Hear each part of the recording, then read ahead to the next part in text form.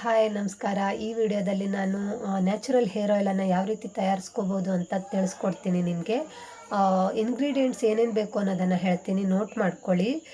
ಮೊದಲನೇದಾಗಿ ಮೆಹಂದಿ ಅಂದರೆ ಮದರಂಗಿ ಸೊಪ್ಪನ್ನು ತಗೋಬೇಕು, ಒಂದೆಲಗ ತಗೋಬೇಕು, ಮೆಂತೆಕಾಳು, ಕರಿಬೇವಿನ ಸೊಪ್ಪು, ನೆಲ್ಲಿಕಾಯಿ, ಮತ್ತಿ ಸೊಪ್ಪು, ದಾಸವಾಳ ಹೂವು ಮತ್ತು ಎಲೆನ ತಗೋಬೇಕು, ಭೃಂಗರಾಜನ ತಗೋಬೇಕು, ದೂರ್ವೆ, ಆಮೇಲೆ ಲೋಳೆ ಸರ, ಅಲೋವೆರಾ, ಆಮೇಲೆ ತೆಂಗಿನ ಎಣ್ಣೆಯನ್ನು ತಗೋಬೇಕು. ತೆಂಗಿನ ಎಣ್ಣೆ ಪ್ಯೂರ್ ಊರ ಕಡೆ ತಯಾರಿಸಿದ ಕೊಕೊನಟ್ ಆಯಿಲನ್ನು ತಗೊಳ್ಳಿ.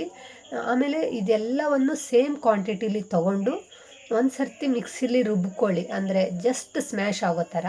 ಆಮೇಲೆ ಆಯಿಲ್ಗೆ ಹಾಕ್ಬಿಟ್ಟು ಚೆನ್ನಾಗಿ ಕುದಿಸಿ ಅದು ಕಲರ್ ಟರ್ನ್ ಆಗುತ್ತೆ. ಅದ್ರ ನಂತರ ಇಳಿಸ್ಬಿಟ್ಟು ಕೂಲ್ ಆಗೋದಕ್ಕೆ ಬಿಡಿ ನೀವು. ಅದ್ರ ನಂತರ ಅದನ್ನು ಸೋಸಿಬಿಟ್ಟು ನಿಮಗೆ ಯಾವುದರಲ್ಲಿ ಬೇಕೋ ಅದರಲ್ಲಿ ಸ್ಟೋರ್ ಮಾಡಿ ಇಟ್ಕೊಳ್ಳಿ. ನಾನು ಈ ಥರ ಬಾಟ್ಲಲ್ಲಿ ಸ್ಟೋರ್ ಮಾಡಿ ಇಟ್ಕೊಂಡಿದ್ದೀನಿ. ಇದು ನೀವು 6 ಮಂತಿಂದ 1 ಇಯರ್ವರೆಗೂ ಯೂಸ್ ಮಾಡ್ಬೋದು, ಏನೂ ತೊಂದರೆ ಇಲ್ಲ.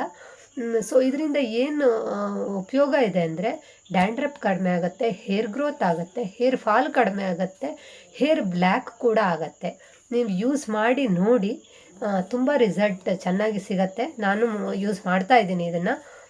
ಸೊ ಅಲ್ಲಿವರೆಗೂ ನಾನು ನೆಕ್ಸ್ಟ್ ವಿಡಿಯೋದಲ್ಲಿ ಯಾವ ಥರ ಹೇರ್ಗೆ ಅಪ್ಲೈ ಮಾಡಿಕೊಂಡ್ರೆ ತುಂಬ ಒಳ್ಳೆ ರಿಸಲ್ಟ್ ಸಿಗುತ್ತೆ ಅನ್ನೋದನ್ನು ನನ್ನ ನೆಕ್ಸ್ಟ್ ವಿಡಿಯೋದಲ್ಲಿ ತಿಳಿಸ್ಕೊಡ್ತೀನಿ. ಅಲ್ಲಿವರೆಗೂ ಬಾಯ್ ಬಾಯ್, ಟೇಕ್ ಕೇರ್.